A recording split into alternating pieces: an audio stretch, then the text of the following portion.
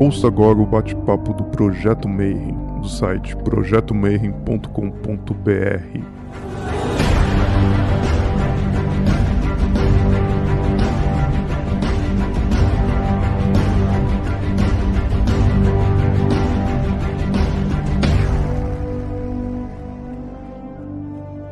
Bom dia para você que é de bom dia, boa noite para você que é da boa noite, boa tarde se você estiver assistindo isso daí na volta do teu trabalho, ou de manhã se você estiver indo para o teu trabalho. Vocês têm mais um bate-papo Mayhem, a gente está em 2020 e continua preso. Então você que estiver assistindo aí esse vídeo no futuro, saiba que em 2020 a gente não está tendo reunião da loja maçônica, a gente não está tendo evento, não está tendo reunião de Rosa Cruz, e a gente decidiu fazer essas reuniões virtuais, esses bate-papos e palestras, tudo isso gravado para deixar para a posteridade, né? E hoje a gente vai falar sobre um assunto bem legal, o pessoal que é leigo, que não conhece, mas tem curiosidade sobre a maçonaria, principalmente sobre a história da maçonaria e a história da maçonaria no Brasil. Para isso eu chamei um irmão que é especializado no assunto. Então ele tem um site que é só sobre isso, chamado Maçonaria Tupiniquim, e vai falar para a gente um pouquinho dessa história. Então, Brother Clovis, seja muito bem-vindo. Muito obrigado, eu que agradeço a oportunidade, fico muito feliz de estar aqui falando para vocês. Bom, antes da gente começar a palestra em si, eu queria que você falasse um pouquinho pro pessoal que está acompanhando agora, porque tem muita gente que não é irmão ou não te conhece e tal. Fala um pouquinho da tua jornada, como é que você chegou desde o mundo profano até ir por esse caminho de se especializar em pesquisar a história da maçonaria. Então, eu comecei lá atrás sem saber que eu ia começar nessa seara, jogando RPG, a gente conversou sobre isso, jogando Trevas, foi apresentada diversas ordens iniciáticas, o livro flertava ali com a ficção e a realidade. Então esse mundo sempre me cativou. Né? Então, depois de um tempo, eu fui ficando mais velho, passando da adolescência, ficando mais velho. Aí veio aquele filme da Disney, que lá atrás era muito bacana, né? Era uma espécie de novo Indiana Jones, que era Em Busca do Tesouro Perdido, se eu não me engano, que traduziram ele com Nicolas Cage, aquela corrida toda atrás do Tesouro dos Templários, que foi escondido pelos maçons. Então, assim, aquilo tudo ali foi, sabe... chamando a minha atenção. E eu perdi contato com totalmente esse mundo iniciático. Eu não tinha contato com a Rosa Cruz, com maçonaria, com nenhuma outra ordem iniciática, mas eu comecei a frequentar um centro espírita, que foi codificado por Kardec, e lá tinha um maçom. E aquilo dali me chamava a atenção, porque voltou aquele estado, né? Pô, o cara ali é maçom, sempre flertando ali, né? Puxava um assunto ou outro, conversando e tal. E em determinado dia teve uma palestra lá na loja, era um ciclo de palestras, e vinha palestrante na loja não, né, lá no Centro Espírita, do Rio de Janeiro inteiro, e veio um maçom, sabíamos que ele era maçom por conta tanto do anel quanto do símbolo no carro, e ele foi falar sobre exemplo, e aquilo dali me deixou assim, bem feliz, sabe? Aquele tipo de pessoa pertence a uma ordem, logo, aquele tipo de pessoa que fala palavras tão bacanas, está pertencendo a uma fraternidade que eu julgo que é uma coisa boa, porque eu não conhecia nada ainda. Então, acabei caindo naquele romance do Dan Brown, O Símbolo Perdido. Aí o Peter Solomon, se eu não me engano é Peter Solomon o nome do personagem coadjuvante, mas que é um dos principais.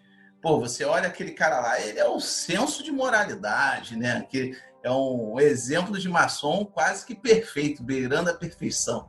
E aquilo dali me chamou muita atenção. Eu falei assim, pô, o cara é quase um paladino da vida real. Pô, eu tenho que conhecer esse negócio. Eu fui dormir com isso na cabeça.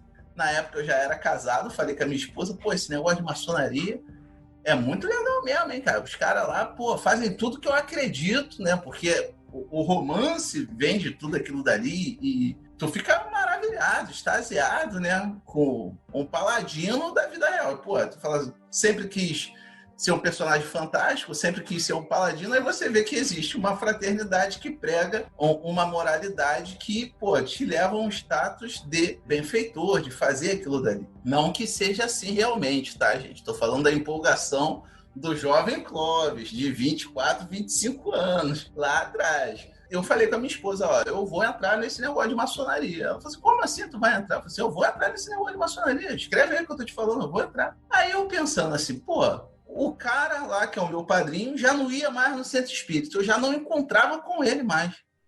Aí eu falei, Aí eu fui dormir pensando nisso, como é que eu vou encontrar o Rogério? Cara, foi batata.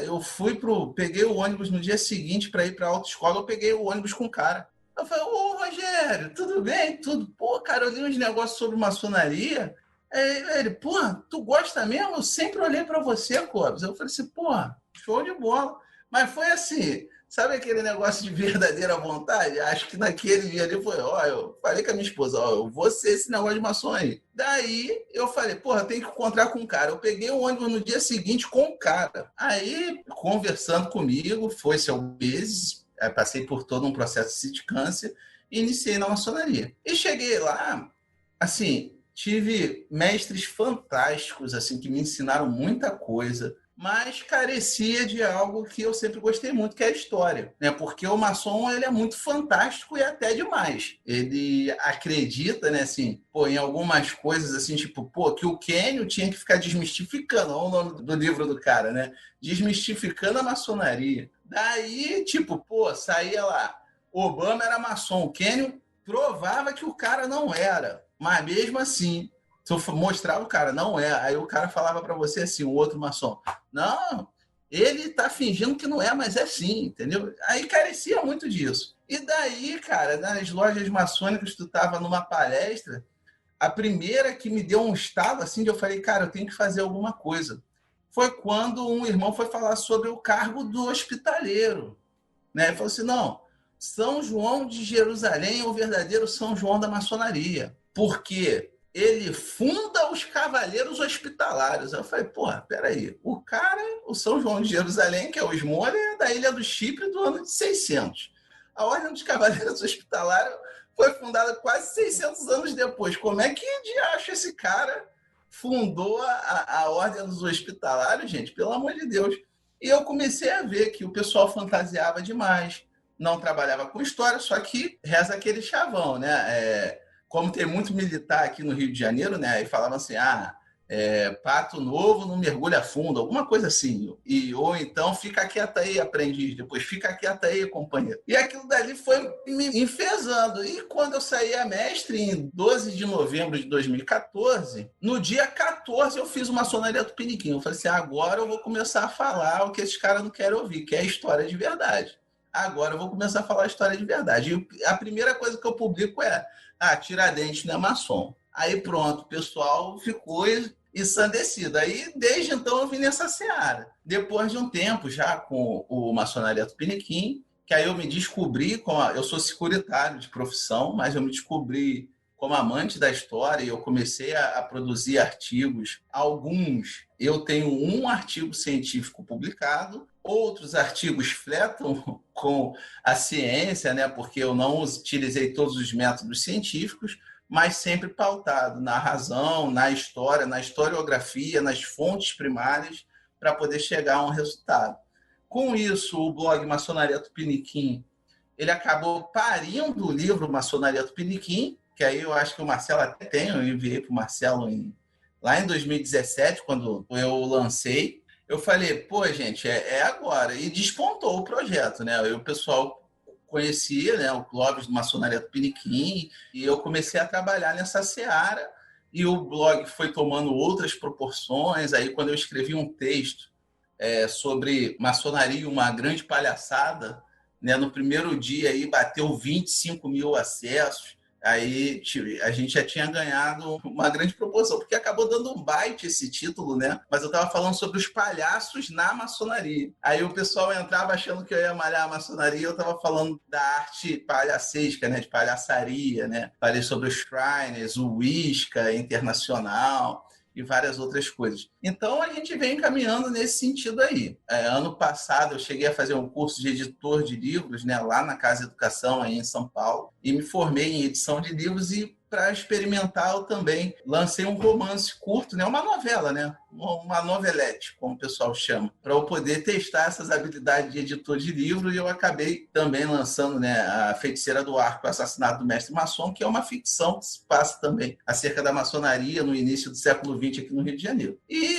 estamos aí, né, fazendo palestra aqui e acolá, veio o Covid, o mundo virtual foi invadido de vez por todas as ordens iniciáticas, né, por podendo estar junto, né? Então, passei a fazer uma série de palestras também. Dos males, o menor, né? Teve o Covid, graças a Deus estamos todos bem aqui em casa, né? Infelizmente perdemos muitas pessoas, mas também deu uma acelerada nessa tecnologia de aproximar quem está longe e você conseguir falar para mais pessoas. Antes eu fazia uma palestra aqui, outra em São Paulo, outra em Minas, mas aí muito esporadicamente, que a gente também tem trabalho e acaba não vivendo disso, né? E estamos aí, né? O Marcelo entrou em contato, viu a palestra lá no Grande Oriente Paulista, gostou e estamos aí hoje. Qualquer coisa, só falar comigo. Então a gente vai falar sobre uma linha do tempo de mais ou menos 100 anos, de 1789 até 1889, que é uma linha do tempo que tem muitas nuances que nem sempre é algo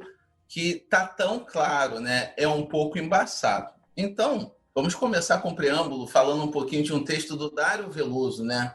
Eu vi o Goya falando esses dias aqui também, chama de Dario Veloso, né? Aqui no Rio de Janeiro a gente sempre chama de Dário, mas parece que é Dario Veloso. E, se eu não me engano, ele tem até uma revista hermética do início do século XX chamada Esfinge, né? Eu sempre topo com os textos deles do início do século XX, mas nos boletins do Grande Oriente do Brasil. Como é o que eu vou trazer aqui agora. Verdade. Verdade é um atributo fundamental. Aqui no Brasil, nós temos o costume de dizer que o grande lema da maçonaria é o liberdade, igualdade e fraternidade. Quando, na verdade, isso é um lema da maçonaria latina, que pega emprestado da Revolução Francesa. O lema da maçonaria conhecido geralmente é o Brotherly Love, Relief, Truth, que é o amor fraternal, o socorro, o auxílio, né, o amparo e a verdade. A verdade é um atributo fundamental da maçonaria. Só que aqui no Brasil, como a gente importou esse lema latino de liberdade, igualdade e fraternidade, a gente acaba esquecendo desse atributo fundamental que é a verdade. Então, já no começo do século XX, o Grande Oriente do Brasil, ele se preocupava com esse atributo. E eu vou explicar o porquê. Em 1913, eles lançaram um boletim e um dos textos principais do boletim era Educar os obreiros é a base da realização maçônica, que foi escrito por Dario Veloso. O texto ele começa assim: a luta pela verdade e pela justiça. A maçonaria é animada do espírito de sacrifício. Ser maçom é trabalhar pelo bem e pela paz. A paz só será possível pela verdade e pela justiça. A gente vê por aí que é um texto de moral, mas ele não deixa de levantar o aspecto científico. No mesmo texto, Dario Veloso,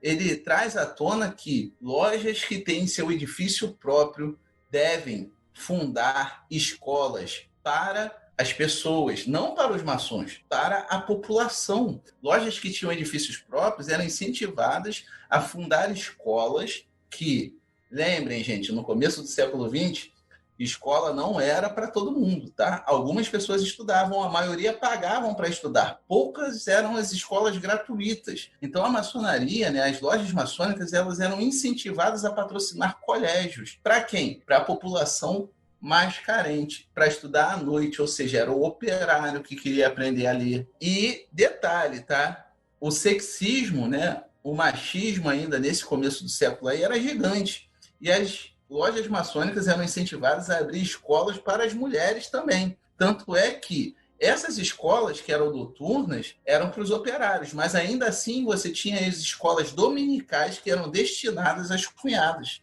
e à sociedade, né? Pessoas que não tinham como estudar no meio da semana. Aqui é um teaser que eu gosto de passar de uma série chamada Liberdade e Liberdade, só que é totalmente ficcional, mas ela traz bem o sentimento do que era a Inconfidência Mineira, né? Tudo ali na desconfiança, pessoas que clamavam pela liberdade eram perseguidas, o pessoal geralmente encara a figura do Dom João como uma figura de um rei bonachão, principalmente a partir daquela série que tinha lá o Quinto dos Infernos, né? Que era um personagem icônico. Só que não era assim. Dom João era um rei até bem cruel, né? Assim, era forte, ele era maquiavélico, ele era manipulador, e tanto é que ele consegue manter a coroa apesar do Napoleão. Então o pessoal fala assim, ele fugiu com o rabo entre as pernas. Foi um dos maiores estrategistas. Se você perceber, daquele pessoal que o Napoleão atacou, foi o único que não perdeu a coroa. Então não, ele não era um rei bonachão.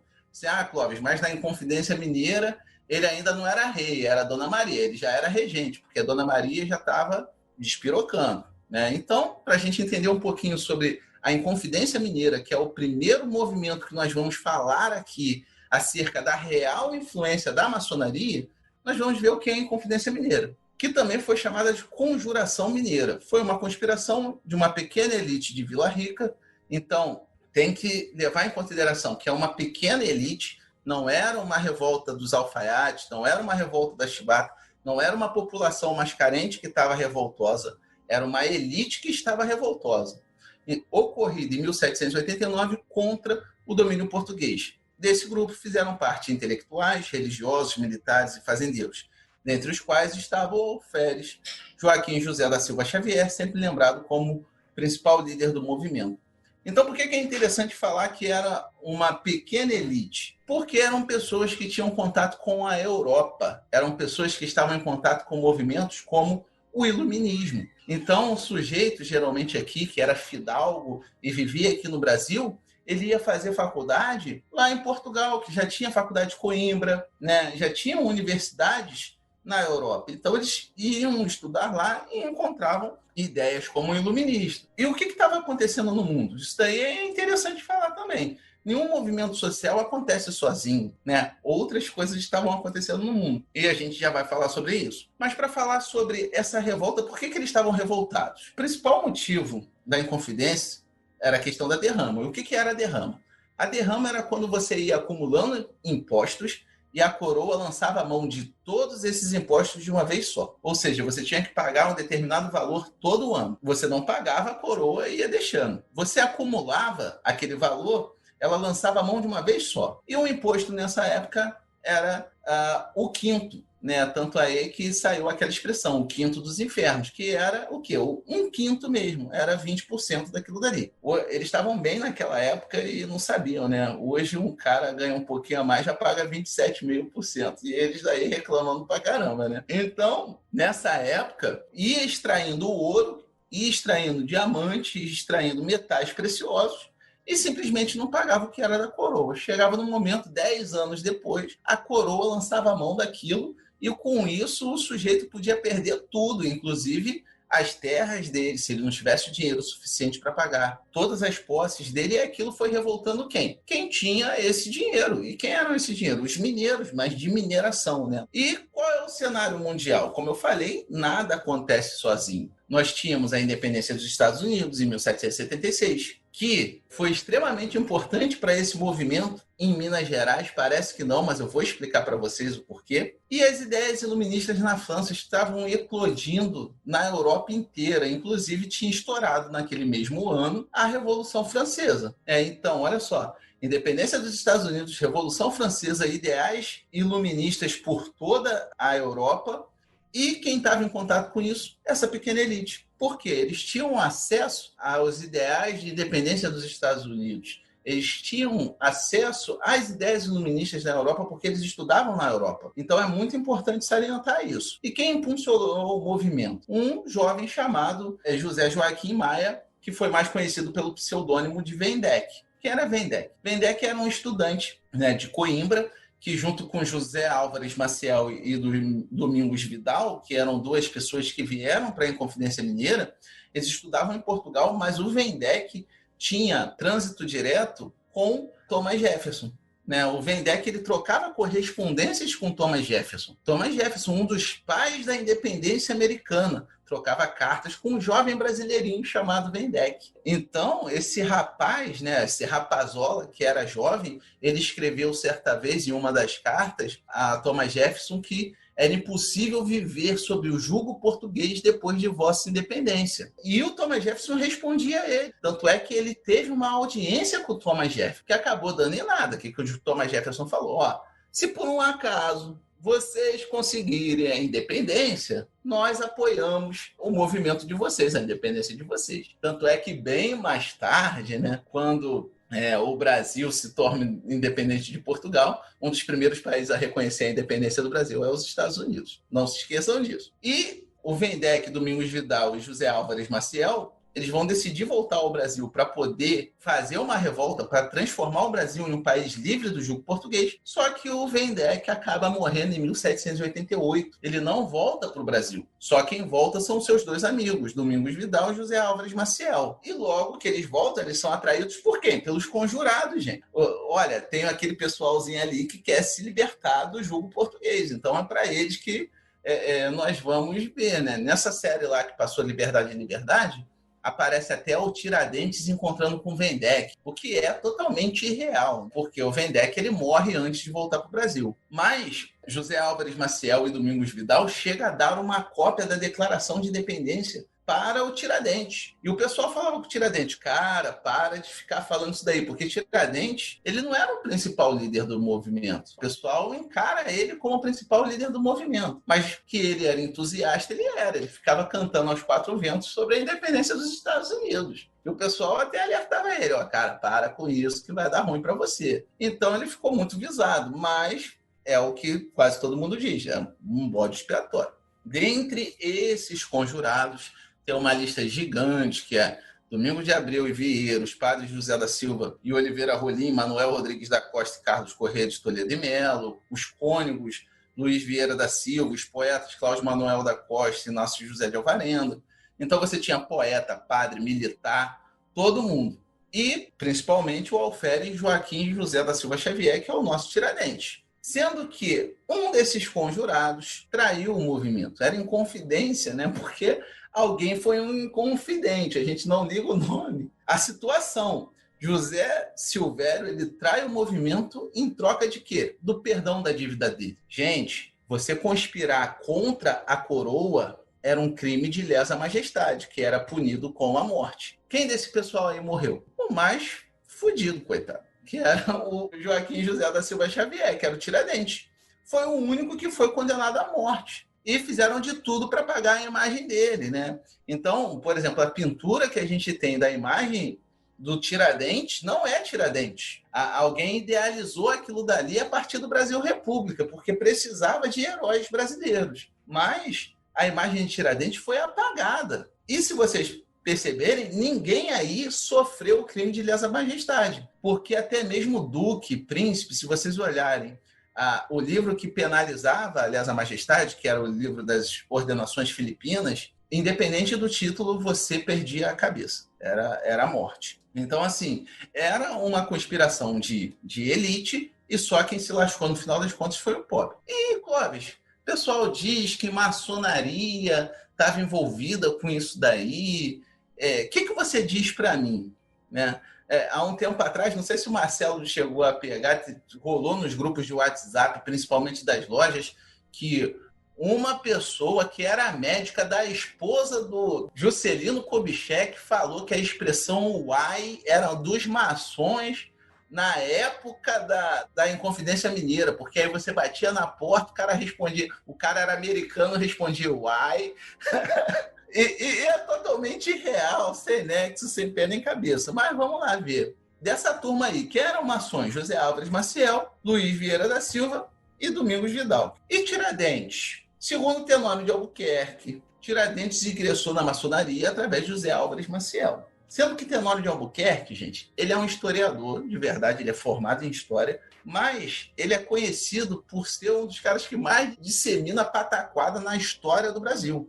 Ele, por exemplo, escreveu certa vez a origem do termo veado para o homossexual, que é uma viagem que não existe tamanho, pela graciosidade do cervo, compararam o cervo ao homossexual, quando na verdade não tem nada a ver. Lá fora, nos países nórdicos, o cervo, a galhada, né, é símbolo de força, não tem nada a ver com delicadeza ou qualquer coisa assim. E isso daí foi só um exemplo para vocês verem o naipe do historiador Tenório de Albuquerque. E outros, né, dizem que ele foi feito maçom quando era mascate e estava pela Bahia, e alguns dizem que Tiradentes não morreu. Então, quando a primeira peça que eu escrevi, como eu falei para vocês, foi a de Tiradentes. E eu cheguei na loja e apresentei essa peça. Na loja a gente imprime um trabalho, chama de peça de arquitetura. Então, eu levei e li para o pessoal lá, e em dado momento um irmão me chamou e falou assim, você sabia que, na verdade, Tiradentes não morreu? foi encontrado uma assinatura dele na França e ele foi tirado do Brasil pelo irmão de maçonaria dele, Dom João VI. Eu falei, pronto, minha cabeça na hora ela deu um nome, né? Dom João VI não suportava o nome da maçonaria, quanto mais ser irmão de maçonaria de alguém, tirar o Tiradentes daqui por ser irmão dele de maçonaria. Tem muita viagem, né? E qual é a moral da história? Tipo assim, Clóvis, não tinha maçonaria nessa época? Assim, gente, no Brasil é muito difícil, a gente vai ver isso mais na frente, porque teoricamente, e só em teoria, a primeira loja maçônica é de 1797. Só fazer as contas aí, é pelo menos 8 anos depois, quase 9 anos depois da Inconfidência Mineira. A que se tem é registro, se ouve falar, Clóvis, não podia ter uma. Olha, gente, tem documento de tudo. Eu acho que se tivesse uma loja maçônica, ela seria documentada. Então, você bate o martelo e fala que não tinha maçonaria na época? Não bato o martelo, porque na história pode surgir um documento, pode surgir uma evidência histórica que leve a crer que talvez pudesse ter uma loja maçônica funcionando em algum rincão do país aí. Agora, é quase certeza que não. Então, qual é a moral da história? Os ideais provenientes do modelo de liberdade americano e francês, feitos em base de ideais maçônicos, esses sim, você tem George Washington numa cerimônia maçônica lançando pedra fundamental na capital daquele país, que viria a ser a capital daquele país, que é Washington, que foram importadas por um irmão, né, que foi o José Álvares Maciel, e foi o que inspirou o grandioso movimento e o verdadeiro espírito maçônico em querer alçar a liberdade, a igualdade e a fraternidade. Então, assim, podia ter ideais maçônicos, porque a maçonaria ela prega essa liberdade. Então, era um ideal que tem em comum com a maçonaria. Agora, dizer que a maçonaria conspirou para que houvesse a Inconfidência Mineira, o estudante de história Clóvis acha forçado demais. Então, vamos falar sobre as primeiras lojas do Brasil. Lembra que eu falei assim, teoricamente, a primeira loja no Brasil é a Cavaleiros da Luz? Então, teoricamente, em 1797, foi criada essa loja aí, Cavaleiros da Luz, na povoação da Barra, que era dentro de uma fragata francesa chamada La Preneuse. Eu falei assim, Clóvis, essa história aí é até convincente. Ali a maçonaria estava começando a ebulir aqui no Brasil, 1800, 1801, Loja União, Loja Reunião. Por que você não acredita que essa seja a primeira loja? Bem, um irmão que é pesquisador chamado Denilson Forato levantou uma bola com outros historiadores. Quem era o diretor do Arquivo Público da Bahia que escreveu isso pela primeira vez? A existência dessa loja ela só foi escrita no começo do século XX. Ou seja, foram 100 anos, né? Você olha o Anais Maçônicos Fluminense, que é um documento de 1834. Você tem vários outros documentos. Você tem um documento de 1922 de São Paulo, que fala sobre o centenário da maçonaria no Brasil. E nenhum deles relata essa loja aí, Cavaleiros da Luz. Quem foi o primeiro a falar foi o Francisco Borges de Barros. Quem era o Francisco Borges de Barros? Diretor do Arquivo Público da Bahia. Ora, se o cara é diretor do Arquivo Público da Bahia, ele tem subsídios para poder atestar que essa loja existiu. Então, você tem aí um irmão, aí é uma teoria minha, que talvez tivesse querendo colocar a antiguidade das lojas maçônicas na Bahia fora do Grande Oriente do Brasil, porque era um cisma com o Grande Oriente do Brasil. Mas por que você está falando isso, Clóvis? Bem, porque alguns dados são confrontados aí. Então, por exemplo, parece que a fragata La Preneuse nunca esteve no Brasil. Então já começa por aí. O comandante Larcher, que foi o venerável dessa loja, ele esteve no Brasil. Só que essa loja foi fundada em junho de 1797. Sendo que o comandante Larcher chegou em novembro de 1796 e foi embora em janeiro de 1797. Então, assim, você tem elementos o suficiente para contestar a existência dessa loja. Então, o Clóvis pode ser que tenha existido a loja, mas tudo me leva a crer que não. Aí vai fazer, Clóvis, e o tal da Aerópago de Itambé, a loja mais antiga do Brasil? Pô, gente, naquela época tinha uma pá de academias e aerópagos que não eram maçonaria, tá? Tinham até maçons, tinham maçons que não eram maçons no Brasil, mas vieram para o Brasil e faziam parte dessas agremiações, mas porque elas funcionavam em caráter secreto para conspirar acerca de política. A gente vai ver mais para frente isso daí. Então, falando sobre as primeiras lojas no Brasil, Você vai ter a loja União, que mais tarde passa a se denominar Reunião, porque outros... maçom é mó barato, né? Eles tinham uma loja chamada União. Aí encontrou com outros maçons, se juntaram e botaram o nome de Reunião, né? Aí tinha outras lojas, aí você tinha a Constância e Filantropia, que elas eram geralmente ligadas a obediências fora do Brasil. Então você vai ter aí, elas ligadas ao Grande Oriente Lusitano, que se separou, por exemplo, e se filiou ao Grande Oriente da França, adotando o rito moderno. Em 1802, é instalada na Bahia a loja Virtude e Razão, do qual dessa loja saíram, né, em 1807, a loja Humanidade e em 1813 a loja União. Em 1807, em 3 de março, ressurge a maçonaria no Brasil com a instalação da loja Virtude e Razão restaurada na Bahia. Eu falei assim, Clóvis, ressurge? É porque nessa época aí, as lojas viviam ascendendo e batendo colunas, né? Na maçonaria, quando a gente fala de bater colunas, é quando a loja ela mingua, ela acaba sozinha, sabe? Não tem quando você tem uma agremiação qualquer, sei lá, fundo aí, esporte, clube, cervejeiro. Aí você tem uma galera de 30, 40 pessoas. Depois vai minguando, chega um dia que acaba. Então, isso daí que é o bater coluna numa loja maçônica. Mas nessa época acontecia também por intervenção direta da coroa, tá? Então a gente tem que ter em mente sempre isso. Aí tem a história de loja mais bacana que eu acho, que é a loja distintiva de Niterói. Ela, teoricamente, ela foi criada em 1812 e ela era uma loja diferenciada. Ela tinha sinais, toques e palavras diferentes da loja. Ela tinha por emblema um índio vendado e manietado e tinha um gênio em ação de desvendar esse índio e desamarrar esse índio. Teoricamente, ela era uma loja revolucionária e republicana.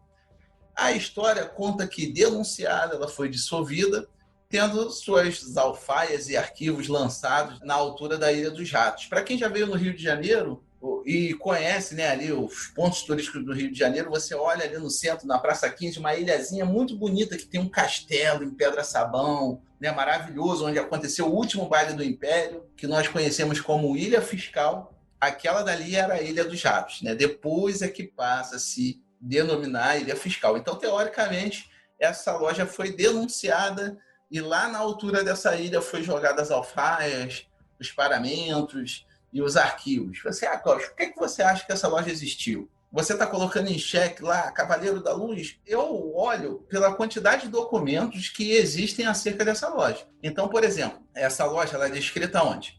No livro Maçonaria Tupiniquim, de um cara muito bacana chamado Clóvis. Aí você tem num outro livro chamado O que você precisa saber sobre maçonaria, do Elias Manso Neto. Você tem ela numa oratória de 1945. Aí o bicho já está pegando, já é mais velho. Você tem ela em 1945 de uma loja chamada Amizade Fraternal número 3 do Rio Grande do Sul.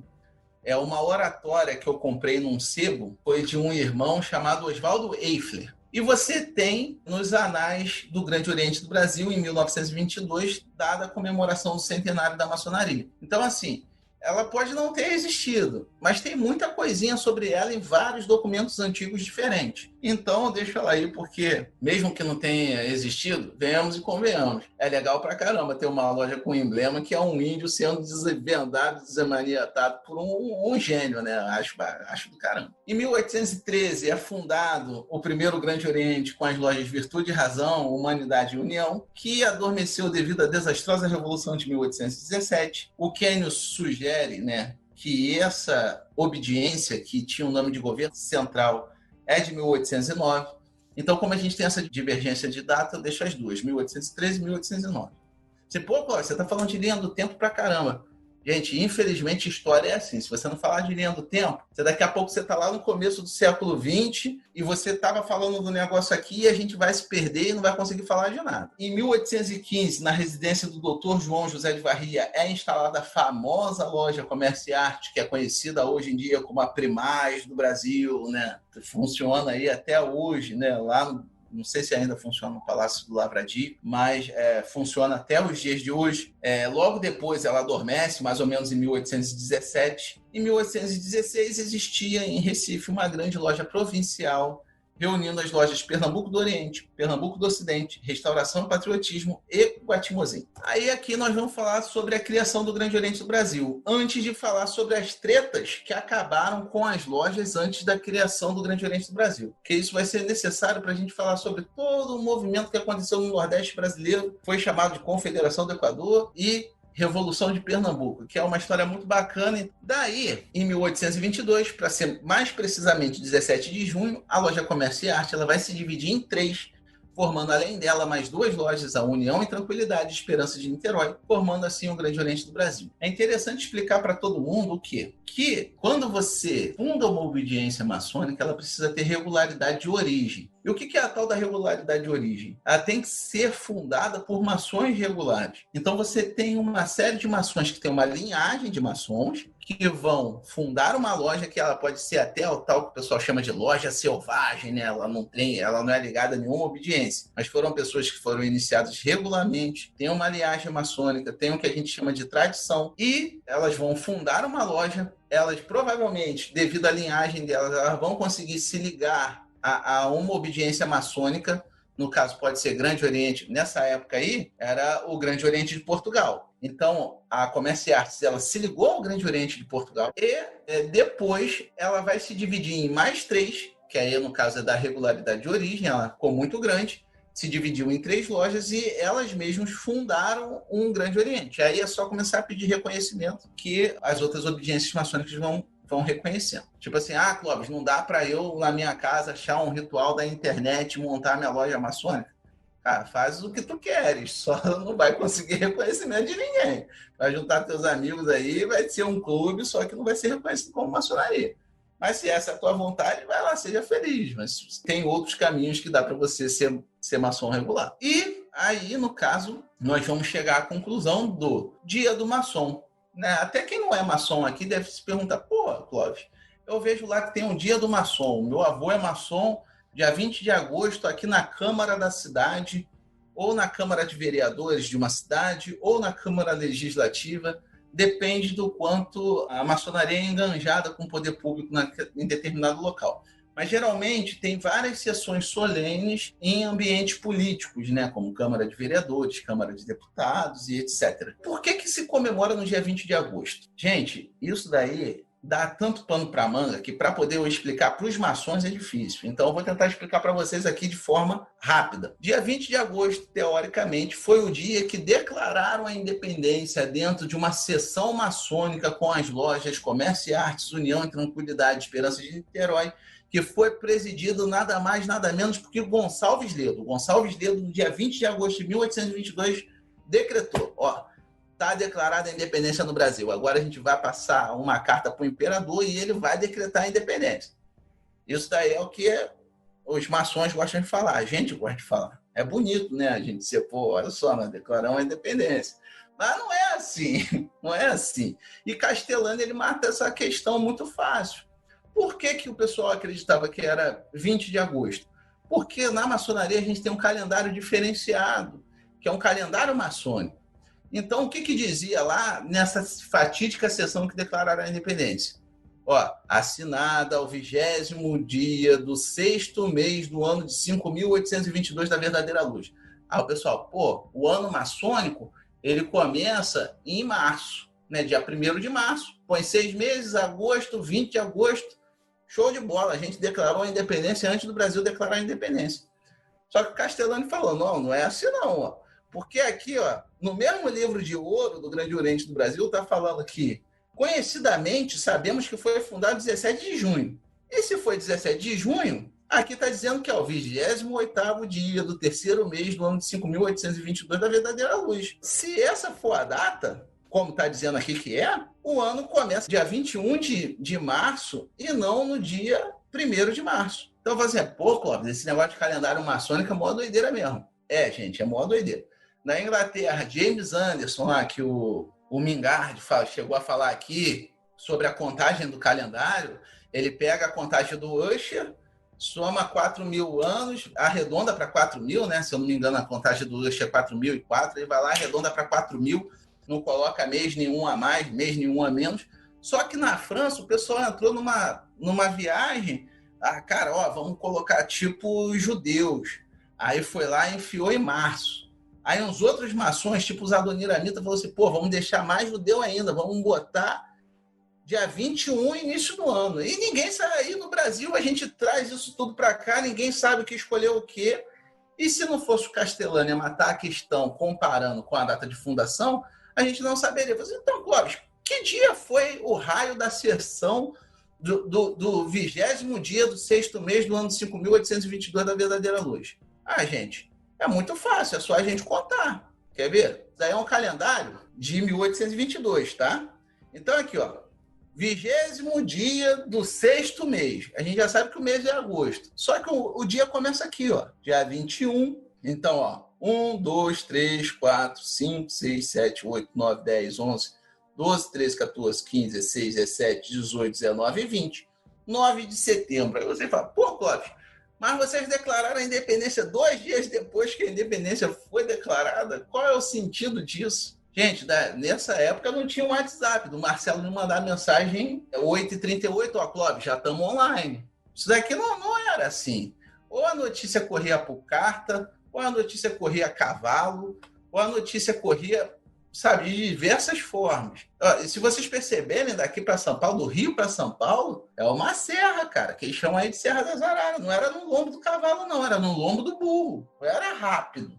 Clóvis, mas tinha sentido. Temos algumas opções. Ou os maçons não sabiam que tinham declarado a independência ainda, ou já sabiam que tinha sido declarada a independência, mas reafirmaram a independência, assim, que é a mais plausível. Clóvis, por que você acha isso? Porque o mesmo Gonçalves Ledo, que presidiu a sessão dizendo que a independência tinha sido declarada, ele era o mesmo Gonçalves Ledo que ficou nas esquinas do Rio de Janeiro declarando a independência, porque o povo não sabia. Seu Joaquim, declaramos a independência. Valeu, Gonçalves Ledo. Era assim, gente. Na época era assim. A gente tinha acabado de montar uma imprensa. No Brasil não tinha uma prensa para imprimir coisa, até a coroa vir em 1808. Vocês têm que lembrar dessa limitação, porque senão o bicho pega. Não se sabe por quê, mas o dia foi 9 de setembro, foi. Então, não, a gente não decidiu em loja maçônica que ia declarar a independência e declarou por conta disso. É aí que os maçons não gostam da minha palestra. Sabe? O cara tá tirando a nossa importância, tá fazendo... Não é, gente? Eu vou mostrar para vocês que tem muita coisa bacana para a gente se orgulhar. Só não precisa se orgulhar de coisa que não é para se orgulhar. O pessoal tem orgulho de ter o imperador Pedro I como grão-mestre da maçonaria. Mas Dom Pedro I foi feito grão-mestre e 2 meses depois, mais ou menos em outubro, ele manda fechar a maçonaria. Olha que grão-mestre bom. Oi, gente! Estamos aqui, estamos juntos, somos maçom, tá fechado. Por quê? Porque os ideais políticos de vocês não batem comigo. O que isso ensina pra gente? Que maçonaria e política não combinam. No Brasil e no mundo, toda vez que a maçonaria se mete com política, dá ruim pra gente. A Alemanha nazista caçou maçons, Getúlio Vargas mandou fechar a maçonaria. Toda vez que a maçonaria se envolve com política, não dá certo, mandam fechar a maçonaria. Toda vez que você pregar a liberdade, ameaça um governo ditatorial, esse organismo implica diretamente com um soberano absoluto, né? Então, o nosso Dom Pedro, por mais que tenha sido um ótimo estadista, ele era um rei absolutista, ninguém quase fala disso, né? Tanto é que ele manda fechar a Assembleia Constituinte e mandou fechar também a maçonaria, porque no direito o pessoal chama o quê? Conflito de interesses. Bem, continuando, agora nós vamos falar sobre o Nordeste, a tal da Confederação do Leão do Norte. Revolução do Leão do Norte. Falando assim, parece nome até de Game of Thrones, né? De família do Game of Thrones, Leão do Norte. Mas não, é Pernambuco. Tanto é que o Sport Recife lá tem um leão bonito lá do Norte. Por quê? Porque o povo de Recife, o povo do Nordeste, principalmente da província de Pernambuco, eles brigavam pelos direitos deles. Então eles eram, assim... O pessoal falava, mexe com todo mundo, mas não mexe com o Recife, porque eles são o Leão do Norte. Então, em 1817, você tem uma revolução de caráter emancipacionista causada pelas pesadas taxas que deveriam pagar para sustentar a corte no Rio de Janeiro. A gente tem que lembrar que até o momento, até 1808, a gente era colônia. Então, assim, era mais ou menos, sabe? Você pagava aqui, não pagava colar e por aí ia. Quando a corte vem para o Brasil, ela sai de Portugal em 1807, chega aqui em 1808, a corte chega no Brasil. Ora, a gente vai instalar uma imprensa, a chamada imprensa régia, que imprimia livros e decretos, gasta grana. A gente vai tirar família que já morava em determinado palacete, em determinada casa, para botar quem eu acho que eu quero da corte. E por aí ia. E o pessoal lá no Recife foi se revoltando, porque começou a aumentar os tributos, esse pessoal todo vem da Europa para cá. Ninguém queria isso daqui era nosso. O pessoal vem para cá e eu pago a mais por conta disso? Não. E se vocês perceberem, é legal que é a primeira vez na história que uma colônia passa a ser metrópole. Olha só, o Rio de Janeiro, de colônia, passa a ser metrópole. Olha só que bacana. Por isso que eu te falei aí com vocês, que Dom João não era bobo, não. Dom João foi muito do esperto. E nessa época aqui, dessa Revolução de 1817, provavelmente teve muito maçom envolvido. Por que eu estou falando que teve muito maçom envolvido? Gente, teve um alvará com força de lei, né? Que estava escrito lá, ó, tá proibido associação secreta, ficando em cursos as que se congregam em lojas. Quem se congrega em lojas, gente? A maçonaria. Então, você tem aí esse alvará com força de lei, ó. Alvará com força de lei, porque vossa majestade há por bem declarar por criminosas e proibidas as sociedades secretas, ficando em cursos os que se congregam em lojas, ou aqueles que as proverem nas penas das ordenações filipinas, livro 5º, título 6º, parágrafo 5 e 9, proibindo o uso das medalhas, estampas e catecismo das ditas sociedades, e mandado devassar desse crime tudo na forma acima declarada. Então, gente, hoje a gente gosta de usar anel, cordão, camisa, põe um bode, escreve no carro lá atrás, ó, filho da viúva. Nessa época aí, era, ó, cortava a cabeça. Por quê? Porque isso era crime de lesa majestade. As ordenações filipinas, que está falando aqui, era conhecido como um dos livros de penas mais pesadas que existia naquele momento, tá?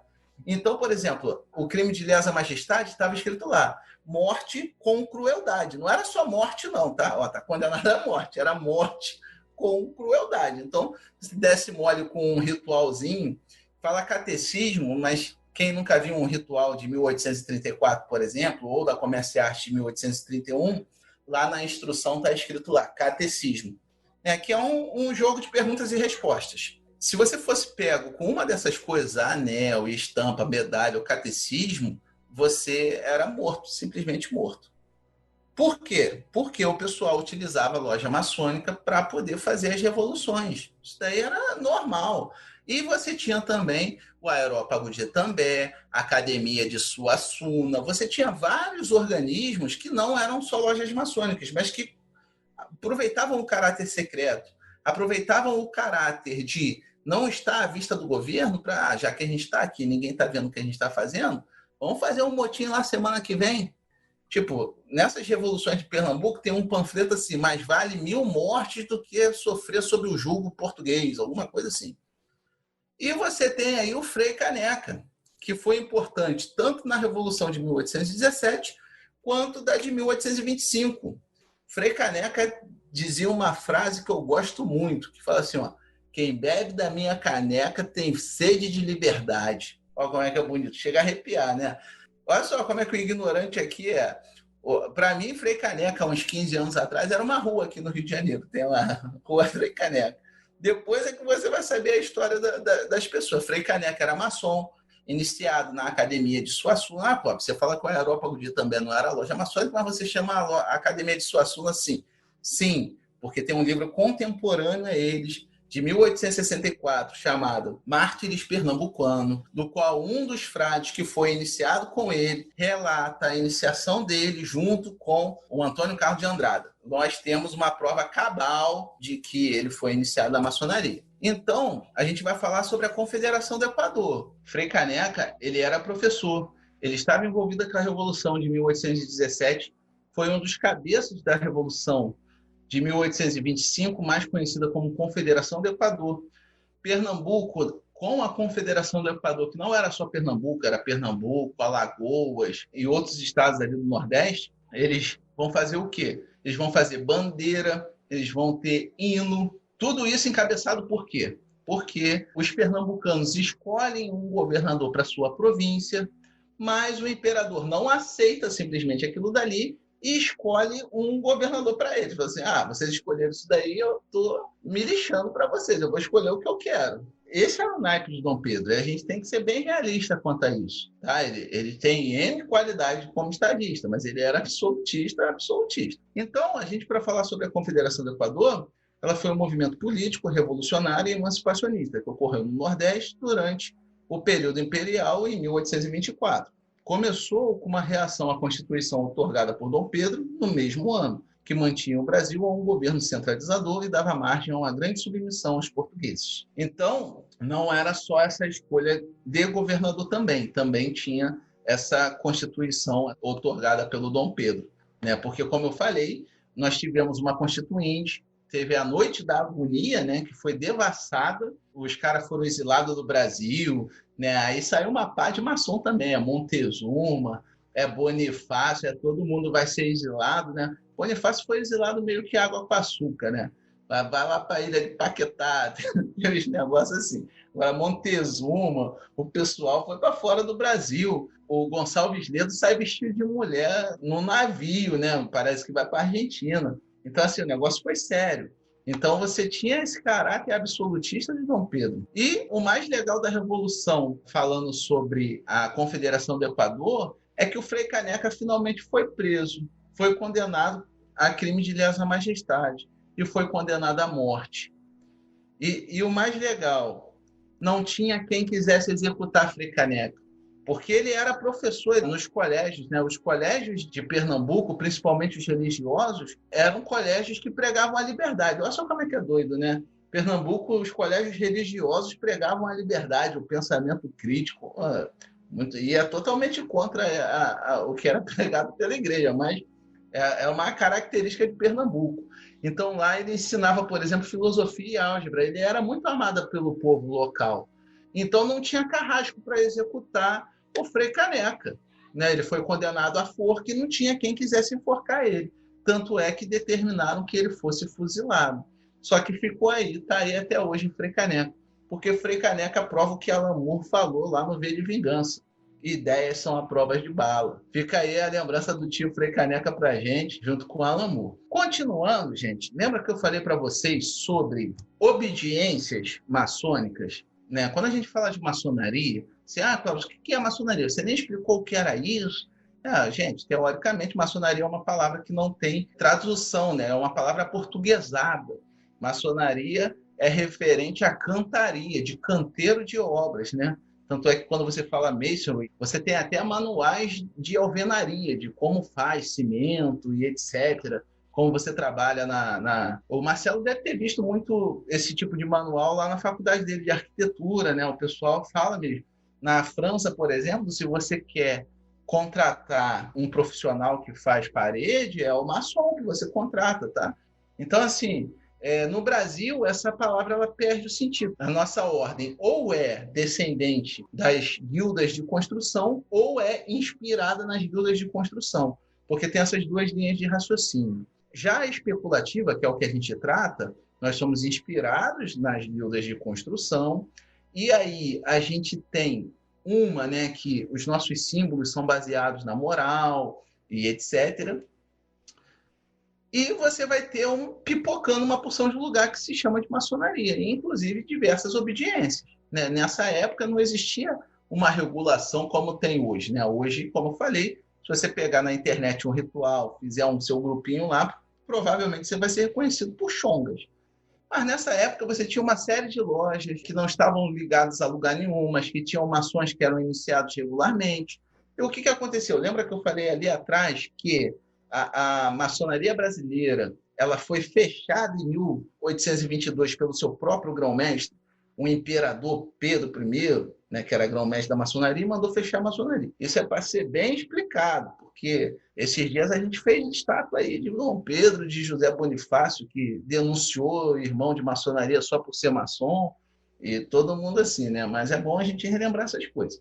Pois bem, conforme mandou fechar a maçonaria no Brasil ela mingou, ela fechou. Alguma outra loja ficou resistindo ali, como, por exemplo, a Educação e Moral, que era uma loja que funcionava no Rito Escocês Antigo e Aceito. O pessoal acha que ela ficou existindo ali entre 1826 Eu tenho, por exemplo, o Estatuto da Educação e Moral de 1834. Você tem uma loja chamada Bouclier de Honneur, né, que seria Escudo de Honra, que era uma loja filiada ao Grande Oriente de França. Lembra que eu falei que tinham lojas que eram jurisdicionadas à obediência de fora do Brasil? Nessa época, então, existiram algumas pouquíssimas lojas, mas ficaram subsistindo. Quando chegou mais ou menos em 1830, quando Dom Pedro já estava para meter o pé do Brasil, o clima foi melhorando para os maçons. Então, alguns maçons eles vão fundar uma obediência chamada Grande Oriente Brasileiro, que, como ele funcionava na Rua do Passeio, ficou sendo conhecido como Grande Oriente do Passeio. Então, vamos na linha do tempo. Em 1829, o irmão Francisco de Acaiaba de Montezuma, que depois foi feito Visconde de Jequitinhonha, lá no exílio ele recebe uma carta do Supremo Conselho dos Países Baixos, que hoje é Bélgica, Holanda e uma porção de coisas. Depois essa carta ela foi trocada pela da Bélgica mesmo. Ela recebe uma carta de autorização para instalar o Supremo Conselho do Rito Escocês Antigo e Aceito no Brasil. O Kenny falou muito bem sobre isso na palestra dele aqui. Em 1830, conforme eu falei, tem a formação do Grande Oriente Nacional Brasileiro, que eram o quê? Eram irmãos que eram do Grande Oriente do Brasil, de 1822 que fechou, eram irmãos que foram iniciados fora do Brasil, eram irmãos que foram iniciados no Brasil, mas em lojas enquanto estavam clandestinas, funcionavam fora da lei.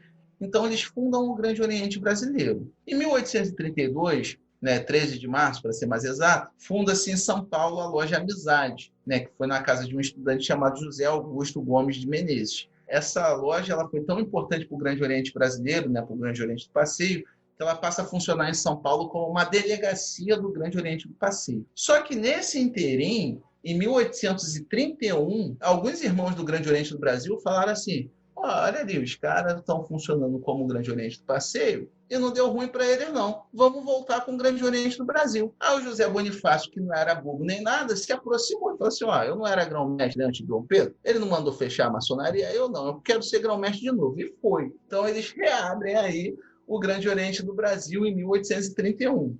Mas o Grande Oriente do Passeio já estava funcionando, tá? O senador Vergueiro foi grão-mestre do Grande Oriente do Passeio. É muito importante falar sobre isso, porque o senador Vergueiro ele foi regente do Brasil, enquanto Pedro II ainda era infante. Em 1834, o Grande Oriente do Passeio passa a adotar única e exclusivamente o Rito Escocês Antigo e Aceito, que era confeccionado por uma tipografia chamada Segno-Plancher, que é aqui no Rio de Janeiro, tem uma rua que é chamada Rua do Ouvidor. Nessa época, um pouco antes disso, era chamada de Rua do Desvio do Mar. Ela só passa a ser chamada Rua do Ouvidor depois, quando o ouvidor vem morar nela. Essa tipografia ela não imprimia só ritual, ela imprimia manual de medicina, para vocês verem, assim, era escasso. Hoje em dia, o Marcelo tem a editora dele, graças a Deus, aí você tem a Madras, você tem uma série de editoras. Nessa época eram pouquíssimas, e era chamada de tipografia, que eram pelos tipógrafos, o cara que encaixava as letrinhas, fazia as edições do livro, costurava o livro e etc. Nessa época eles produziam de ritual a manual de costura. Era bem interessante. Funcionava aqui no Rio de Janeiro. Em 1831, depois de passar anos brigando com o Grande Oriente do Brasil, o Grande Oriente do Passeio, devido ao Visconde Uruguai, que tinha sido grão-mestre recentemente do Grande Oriente do Passeio, ele vai para o Grande Oriente do Brasil e o Grande Oriente do Passeio mingua, ele fecha. Aí você vai assim, gente, o Grande Oriente do Brasil está aí resistindo, A gente teve uma pá de obediência que se separou, juntou, e o Grande Oriente do Brasil está aí. Deve ser parte com demo. Não, estou brincando, meus irmãos? Uma pausa para curiosidade, Quando a gente fala de Rito Escocês Antigo e Aceito, a gente fala de carta patente. Eu acredito que no meio magístico, algumas ordens também têm cartas patentes, Você dá uma autorização para o funcionamento daquilo dali. Eu acredito que seja assim também. Na maçonaria não é diferente, principalmente nos organismos dos ritos, nos graus superiores. Então, o que acontece? A gente fala muito dessa carta patente do Montezuma, que foi dada pelos Países Baixos. Só que teve uma autorização de 1822 que foi dada pelo Supremo Conselho da França ou pelo Colégio de Ritos da França. Como ele está bem elegível, não dá para saber direito da onde que ela é, mas ela é de 1822 e já tinha sido dado a um militar chamado João Paulo dos Santos Barreto, que foi instalador da loja Educação e Moral mesma loja do Gonçalves Ledo. E nós temos também uma carta do Supremo Conselho para os Estados Unidos da América, que é mais conhecido como Supremo Conselho de Cerneu, que pediu uma autorização para que David Dewitt representasse o consistório dessa organização. Montezuma, que não era bobo nem nada, sabia que o David Dewitt tinha essa carta, chama o David Dewitt para ser o seu lugar-tenente. Então, o Supremo Conselho do Grau 33 da Maçonaria para a República Federativa do Brasil, ele tem 2 certidões de nascimento, né? Depois de um tempo, esse Supremo Conselho de Cerneu, que na época também já foi considerado irregular, ele vai se juntar lá ao Supremo Conselho do Norte, né? Que nos Estados Unidos tem 2 Supremos Conselhos. Aí vocês podem ver uma preciosidade dessa carta, tem aqui a assinatura do Joseph Cerneu, né? Por isso que levava o nome de Supremo Conselho de Cerneu. A gente falando do Grande Oriente e Supremo Conselho dos Beneditinos é bem interessante também. Foi uma outra obediência maçônica. A maçonaria brasileira ela ficou em paz durante 2 aninhos, que foi de 61, quando fechou o Grande Oriente do Passeio, mas logo em 63, o maçom brasileiro, como gosta de treta, não pediram treta? Aí, treta. Separaram mais ou menos 1.500 maçons liderados sob a batuta do Joaquim Saldanha Marinho. Gente, para quem não liga o nome à pessoa, Joaquim Saldanha Marinho é o famoso jornalista Ganganelli, que era fiel inimigo do Visconde de Rio Branco, né? Ele sai com 1.500 irmãos revoltados com o Grande Oriente do Brasil e funda o Grande Oriente do Brasil ao Vale dos Beneditinos. Para não confundir, a gente vai chamar ele de Grande Oriente dos Beneditinos. Beleza? Combinado. Então, em 1865, esse Grande Oriente ele consegue reconhecimento do Grande Oriente de França, que na época era regular, e o Grande Oriente Lusitano, em Portugal. Em 1869, essa obediência já vai contar com 49 lojas. E, pô, Clóvis, hoje 49 lojas é pouca coisa, né? Gente, nessa época as lojas tinham 200 pessoas, 150 pessoas. Não era hoje, não. Hoje a gente tem aqui 20, 30 e a gente está soltando fogos. Eu disse, pô, 30 pessoas e tal. Nessa época era para mais de 100 pessoas dentro de loja. Só que em 69 ocorre a unificação da maçonaria portuguesa. E o que isso interfere na maçonaria brasileira? Você tinha o Grande Oriente do Beneditino e o Grande Oriente do Brasil. O Grande Oriente Beneditino tinha o reconhecimento do Grande Oriente Lusitano e o Grande Oriente do Brasil tinha o reconhecimento do Grande Oriente Português. Em Portugal, as 2 maçonarias se unificam e falam o seguinte, ó, agora nós vamos reconhecer só uma. Eu aconselho vocês a se unirem aí também. E é feita essa primeira tentativa em 1872, que terminou em pizza. Por que terminou em pizza? Porque eles falaram assim, vamos nos juntar aqui. Então, eles fizeram um acordo, se juntaram. Então, assim, tá bom, quem vai ser o grão-mestre? Visconde de Rio Branco ou o Saldanha Marinho? Vamos fazer uma eleição. O grão-mestre que levar, ganha. Saldanha Marinho ganhou, Visconde de Rio Branco foi lá e cancelou. Está cancelado. Eu não ganhei, a bola é minha, está cancelado. E é assim que funciona. Pois bem, a gente tem as obediências estrangeiras, né, que vão dar ganho de causa ao Vale dos Beneditinos. Então, gente, quando a gente fala de maçonaria, reconhecimento não é eterno, não é perene. Por exemplo, lá nos Estados Unidos teve um sanhaço que 2 grandes lojas, se eu não me engano, da Geórgia e uma outra grande loja lá, falou que não aceitavam pessoas que são homoafetivas. Eles perderam o reconhecimento de uma porção de obediência, porque a maçonaria está evoluindo e não aceita mais. Pô, a gente brada aos 4 cantos que a gente é contra o preconceito. Não tem por que você ter preconceito. Então, assim, reconhecimento, gente, não é perene. Se a sua obediência fizer uma besteira, ela vai perder o reconhecimento de um colegiado de obediências a nível internacional. Então, assim, não vai achando que é perene, porque não é perene. O Grande Oriente do Brasil já perdeu o reconhecimento aqui em 1872.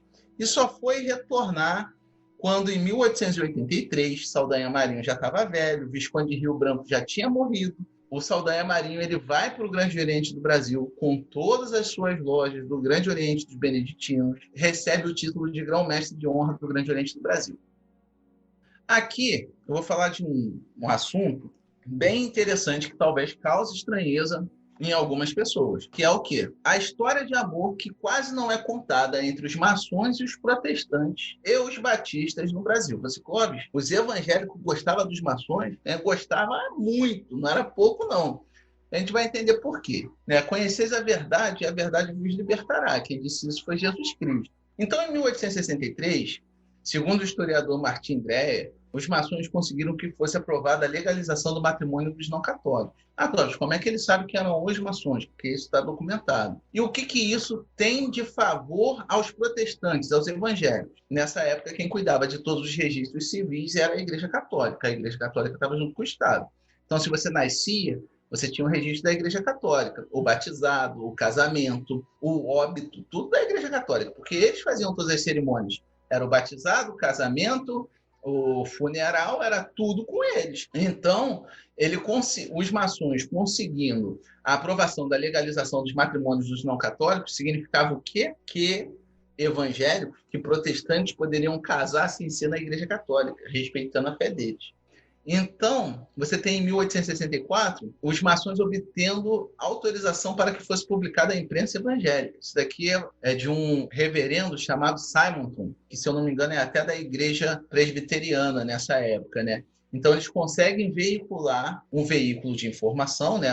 No caso, uma imprensa evangélica para aquele público. Porque quando ele chega no Brasil, ele mesmo conta que tinha mais ou menos em São Paulo 700 presbiterianos.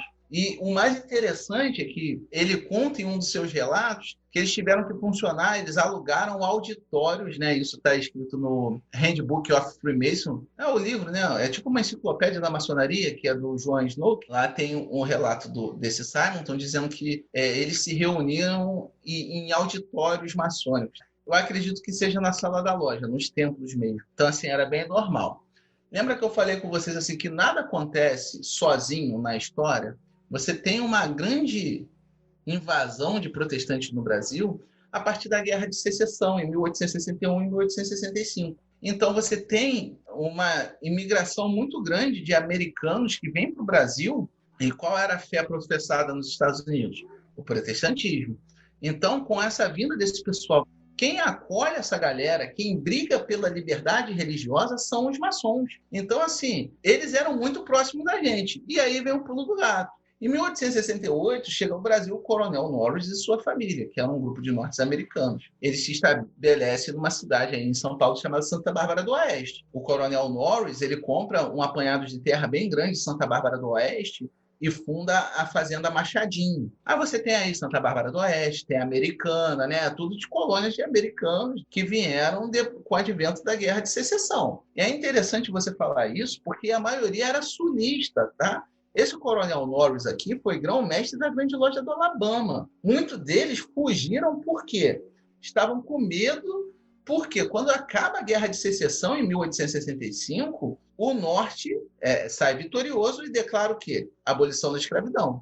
Né? A escravidão é extinta. Muitos deles ficaram com medo das retaliações dos ex-escravos. Então, eles vêm para o Brasil também. Não eram mocinhos, né? Muitos deles só vêm para o Brasil porque lá ainda tem escravo, então vou para lá. Aqui foi um dos últimos lugares a libertar a escravidão. Mas esse pessoal, em Santa Bárbara do Oeste, em 1871, funda a primeira igreja batista do Brasil, sob a gestão de um irmão de maçonaria nosso chamado Richard Radcliffe. Então, o primeiro pastor batista no Brasil era maçom. Primeiro pastor batista. Aí veio que, no Rio de Janeiro, em 1872, funda-se a loja Vesper, no Legítimo Rito de York.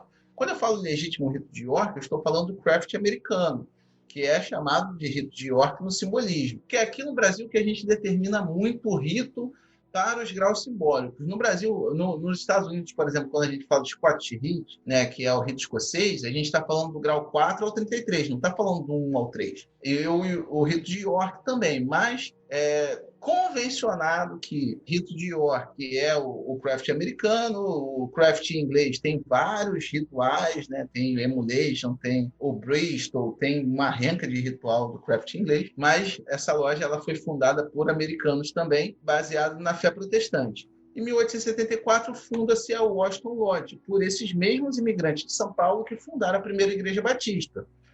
Eu tenho uma fotografia, é pena que eu não consegui colocar para vocês, dessa loja. E nessa fotografia mesmo, 5 das pessoas que estão na loja maçônica fundaram a Igreja Batista também.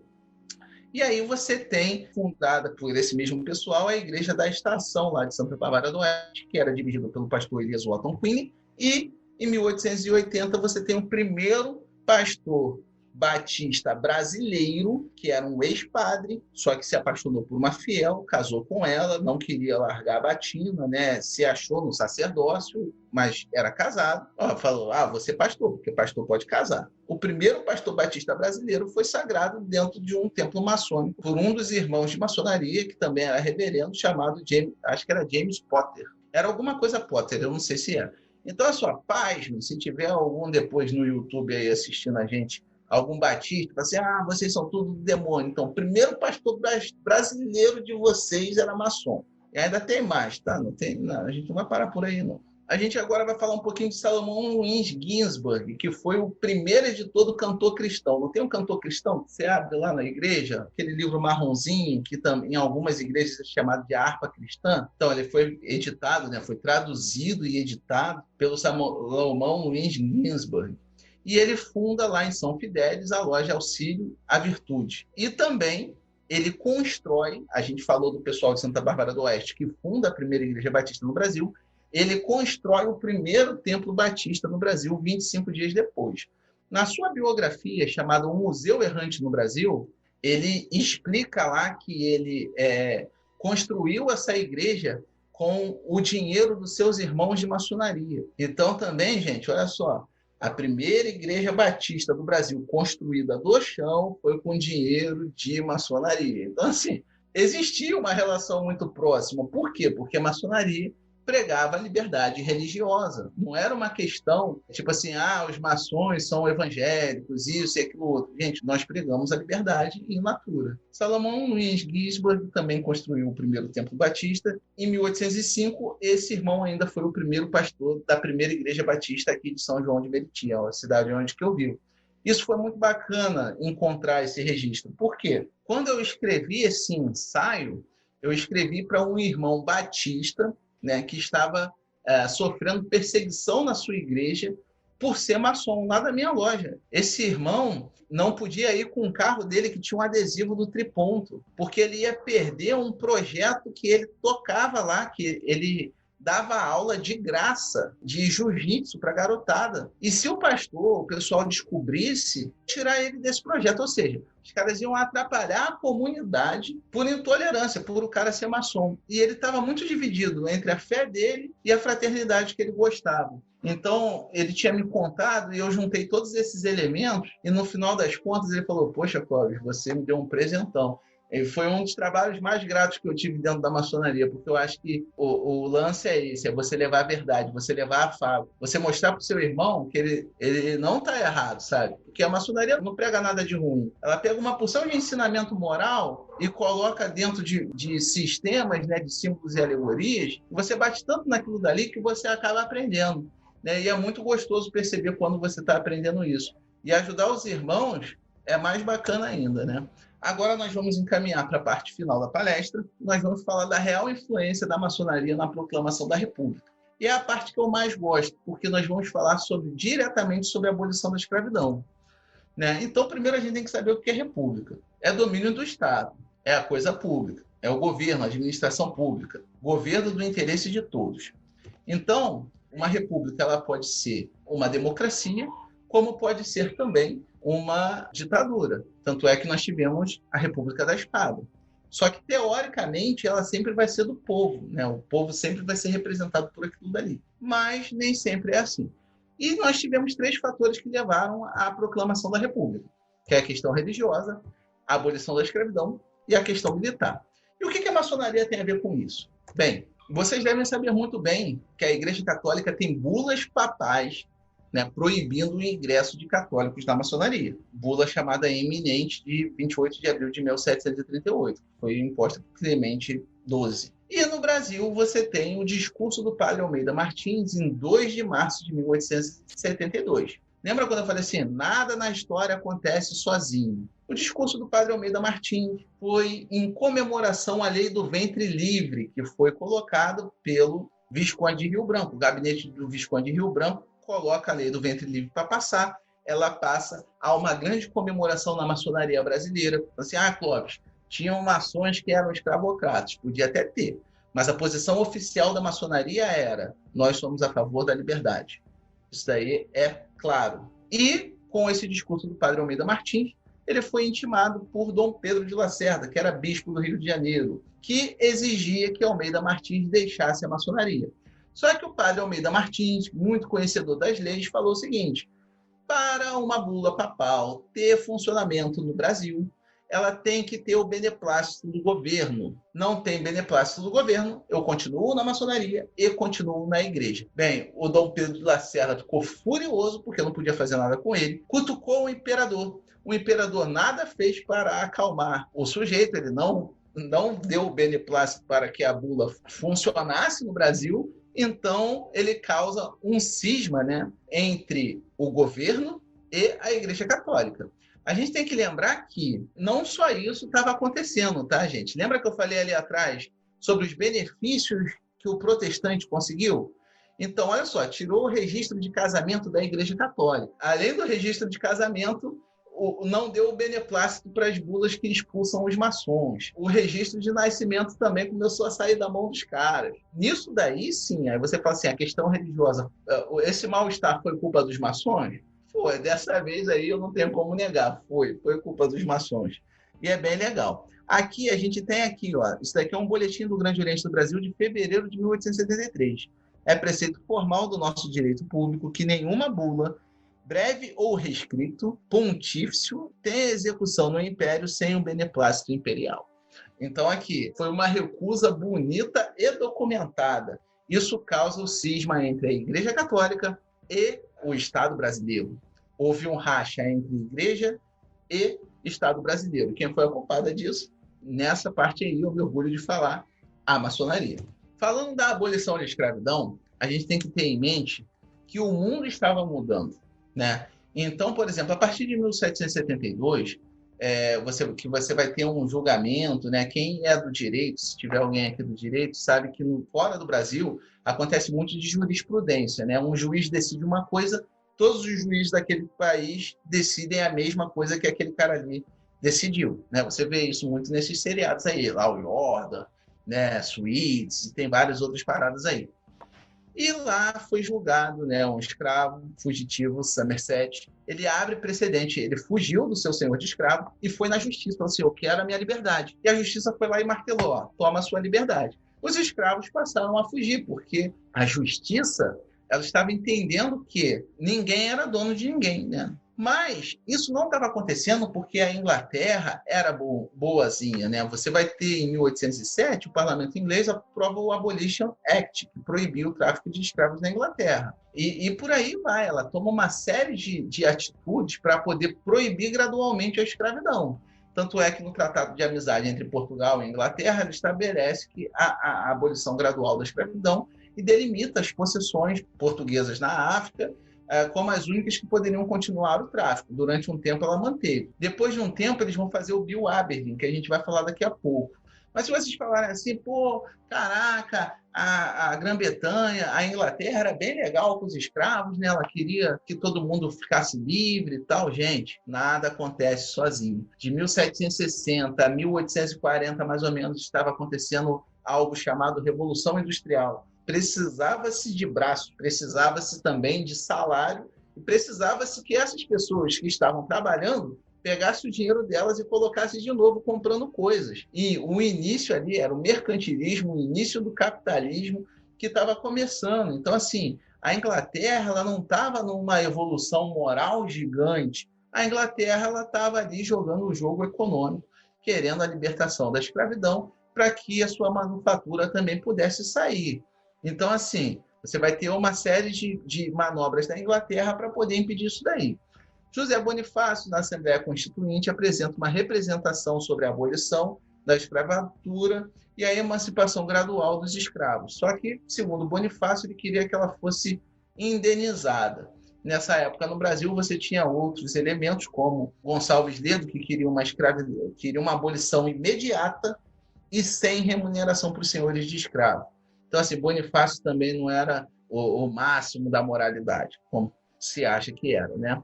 Em 1823 é aprovada a lei que proíbe a escravidão no Chile. Em 1826, a Inglaterra impõe ao governo brasileiro o compromisso de decretar a abolição do tráfico em 3 anos. Em 1831, é aprovada a Lei Regente Feijó, que falava que em 1831, qualquer escravo que desembarcasse nos portos brasileiros, que aqui no Brasil é no caso do Valongo, seria automaticamente liberto. Essa lei é o que deu origem à expressão para inglês ver. Porque lembra que ele fez um pacto com a Inglaterra para poder abolir a escravidão em 3 anos? Então, eles fizeram essa lei, mas nunca foi cumprida. Olha só, 1831. Isso só vem acontecer da proibição do tráfico bem mais tarde. Então, você vai ter aqui, por exemplo, em 1845, o Slave Trade Suppression, que é o Bill Aberdeen, que era uma lei britânica que proibiu o comércio de escravos entre a África e a América. E o que ela fazia? Ela simplesmente afundava os navios. Né? Novamente, ela tinha um interesse comercial. Ela queria que produzissem manufaturas. Então, aqui começou a ficar muito ruim para os escravocratas, porque eles traziam essas vidas, né, da África para cá, mas esse pessoal aqui afundavam os navios e eles perdiam o que eles consideravam toda a mercadoria, todo o dinheiro que eles investiam, todo o lucro, tudo isso daí se perdia. Aqui você vai ter, né, a lei de Eusébio de Queiroz, em 1850, que proíbe o comércio de escravos no Brasil. Aí sim você começa a ter efetivamente algo sendo feito para acabar com a escravidão. Com o fim, né, da Guerra de Secessão nos Estados Unidos, o presidente Lincoln declara extinta a escravidão em todo o território norte-americano. Em Portugal, torna-se ilegal a escravidão em 1869. Em 1871, Lei do Ventre Livre concede a liberdade aos filhos de escravos nascidos a partir dessa data, mas mantém sob tutela dos seus senhores até atingirem 21 anos de idade. Em 1880, Joaquim Nabuco, né, apresenta à Câmara um projeto de lei propondo a abolição da escravidão com indenização até 1890. Ele funda, né, a Fundação da Sociedade Brasileira contra a Escravidão e o seu jornal O Abolicionista. Em 1883, a publicação O Abolicionismo, de Joaquim Nabuco. A criação da Confederação Abolicionista. Em 1885, a Lei do Sexagenário. Em 1887, o jornal O Abolicionista da cidade do Rio. E, finalmente, né, a Lei Áurea, que extinguiu definitivamente a escravidão no país. Sei que foi chato pra caramba falar sobre toda a linha do tempo, mas a gente tinha que entender todos esses movimentos para a gente falar sobre a campanha maçônica para a abolição. Assim, Clóvis, a maçonaria fez algo pela abolição da escravidão? Ela fez algo em prol da vida do negro que sofria no Brasil? Gente, aí que é legal. Lembra que eu falei assim, poxa, tem uma porção de coisa para a gente se orgulhar da maçonaria? Então, em sessão na loja Maçônica Fé, que foi uma loja maçônica no Paraguai, estava o final da Guerra do Paraguai, o Visconde de Rio Branco ele visita essa loja. E lá ele encontra com o Major Felipe Nero Monteiro, que era o orador da loja. Isso está registrado em ata, tá, gente? Então, aí não vamos falar sobre os meandros da Guerra do Paraguai, é um outro assunto muito extenso. Como diz a Mari Del Priore, é uma guerra de miseráveis, mas o Major Felipe Nero Monteiro ele diz em sua redação o seguinte, ó, senhor, né, que era o grão-mestre, ele era simplesmente o ministro de Relações do Brasil e ainda era grão-mestre do Grande Oriente do Brasil. Ele fala, senhor, nós acabamos de libertar o povo.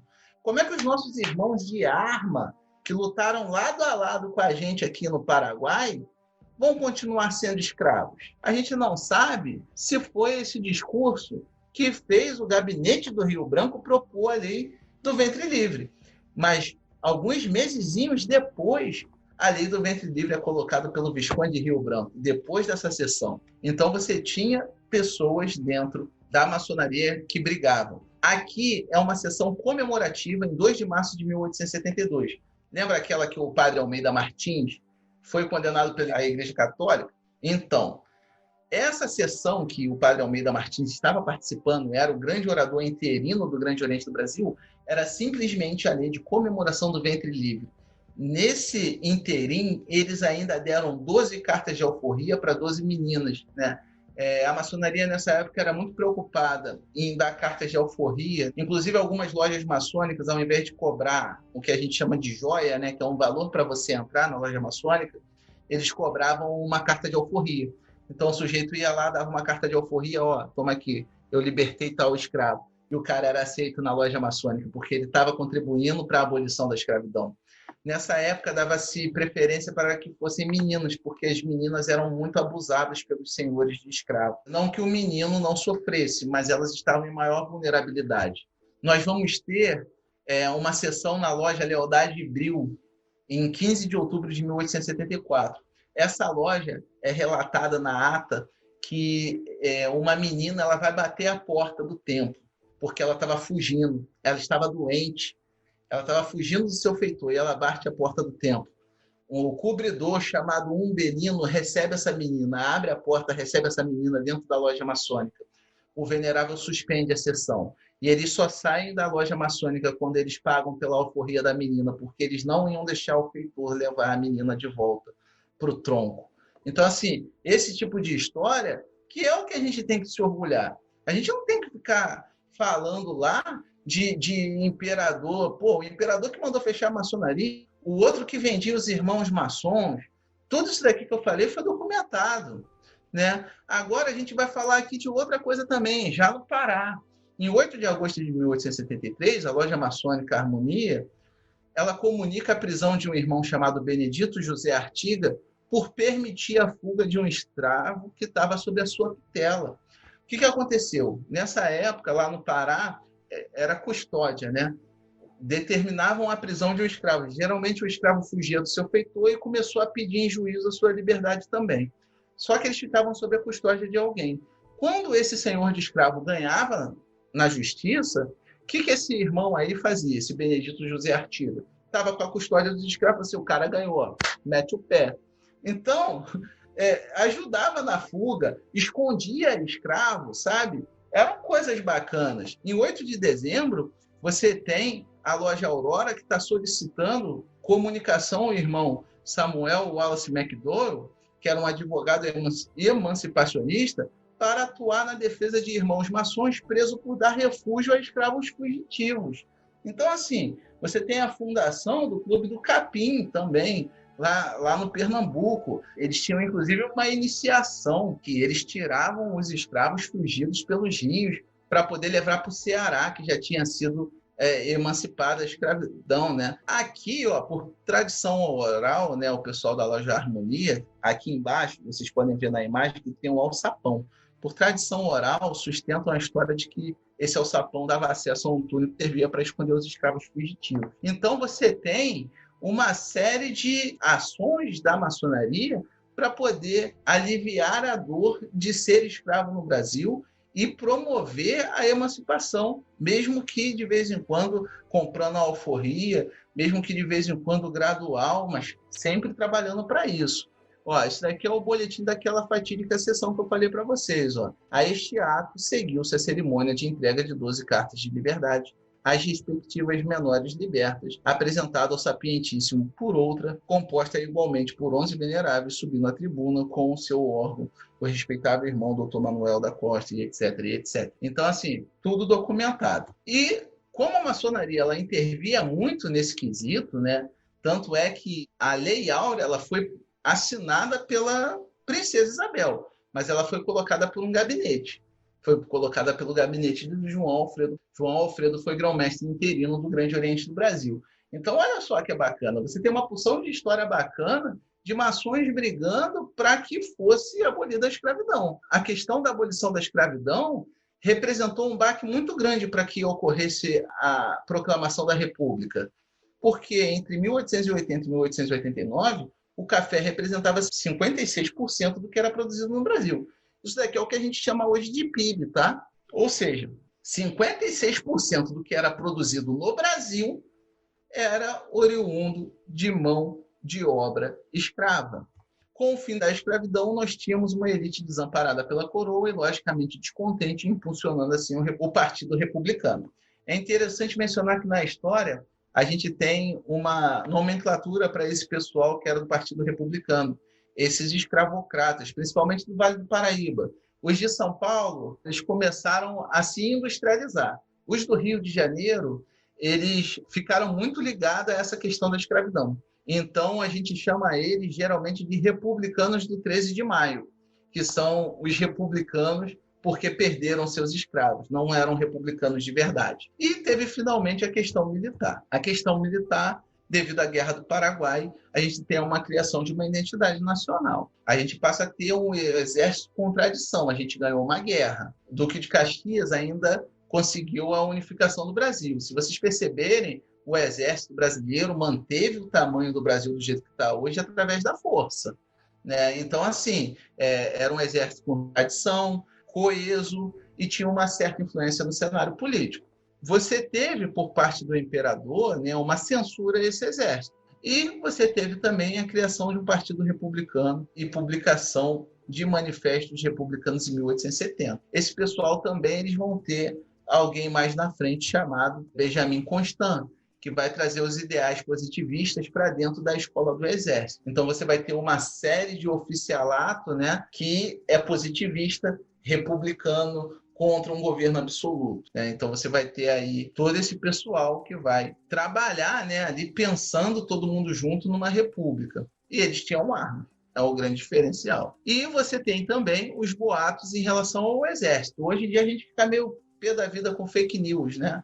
Nessa época tinha o que a gente chama de folhetim. O cara escrevia lá, você é feio, bobo e cara de meleca. Nessa época aí escrevia aí, ó, vocês vão perder a pensão de vocês. Ó, vocês vão perder o plano de carreira de vocês. Algum maroto pegava um bolo de troço de papel e jogava no meio da rua. O soldadinho estava passando lá, pegava, vamos cortar nossos direitos. Tipo assim, igual o tiozão do WhatsApp quando pega ali, prenderam o Lula de novo, sacode, os caras vão acredita sem filtrar nada.